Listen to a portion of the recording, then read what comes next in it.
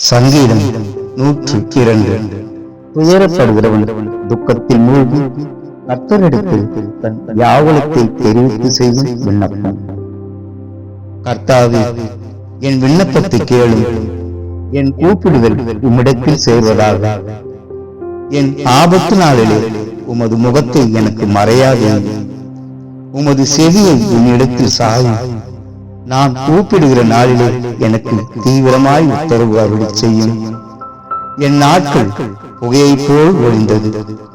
என் எலும்புகள் ஒரு கொள்ளியைப் போல் எரிந்தது.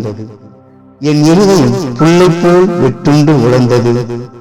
என் போஜனத்தை புசிக்க மறந்தேன். என் பெருமூச்சின் சத்தத்தினால் என் எலும்புகள் என் மாம்சத்தோடு ஒட்டி கொள்ளுகிறது. வனாந்தர நாரைக்கு ஒப்பானேன். பாழான இடங்களில் தங்கும் ஆந்தையைப் போலானேன். நான் நித்திரையில்லாமல் வீட்டின் மேல் தனித்திருக்கும் குருவியைப் போல் இருக்கிறேன். நாடோடும் என் சத்துருக்கள் என்னை நிந்திக்கிறார்கள். என் மேல் மூர்க்க வெறி கொண்டவர்கள் எனக்கு விரோதமாய் சாபமிடுகிறார்கள். நீர் என்னை உயர தூக்கி தாழ தள்ளினீர். உமது சினத்திற்கும் கடும் கோபத்திற்கும் உள்ளானே. ஆதலால் நான் சாம்பலை அப்பமாக புசித்து என் பானங்களை கண்ணீரோடே கலக்கிறேன். என் நாட்கள் சாய்ந்து போகிற நிழலை போல் இருக்கிறது. புல்லை போல் உலர்ந்து போகிறேன். கர்த்தராகிய நீரோ என்றென்றைக்கும் இருக்கிறீர்கள். உம்முடைய பேர் பிரஸ்தாபம் தலைமுறை தலைமுறையாக நிற்கும். தேவரீர் எழுந்தருளி சீயோனுக்கு இறங்குவீர்கள். அதற்கு தயை செய்யும் காலமும் அதற்காக குறித்த நேரமும் வந்தது. உம்முடைய ஊழியக்காரர் அதன் கல்லுகள் மேல் வாஞ்சை வைத்து அதன் மண்ணுக்கு பரிதபிக்கிறார்கள். கர்த்தர் சீயோனை கட்டி தமது மகிமை வெளிப்படுவார். திக்கற்றவர்களுடைய ஜபத்தை அலட்சியம் பண்ணாமல் அவர்கள் விண்ணப்பத்தை அங்கீகரிப்பார்.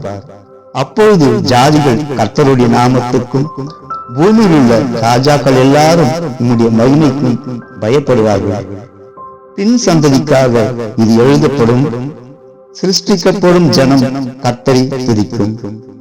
கர்த்தர் கட்டுண்டவர்களின் பெருமூச்சை கேட்கவும் கொலைக்கு நியமிக்கப்பட்டவர்களின் விடுதலையாக்கவும் தம்முடைய உயர்ந்த பரிசுத்த ஸ்தலத்திலிருந்து பார்த்து வானங்களிலிருந்து பூமியில் கண்ணோக்குமாய் இருக்கிறார்.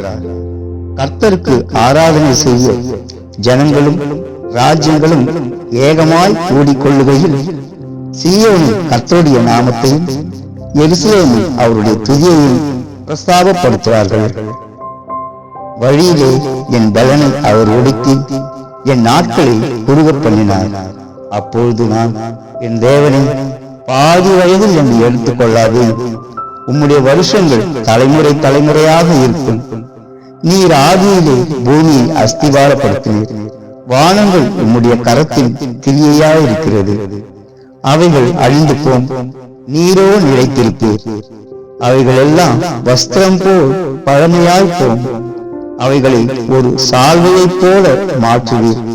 அப்பொழுது மாறிப்போம். நீரோ மாறாதவராயிருக்கிறீர்.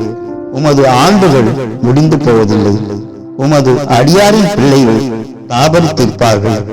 அவர்கள் சந்ததி உமக்கு முன்பாக நிலை பெற்றிருக்கும் என்று சொன்னேன். ஆமென்.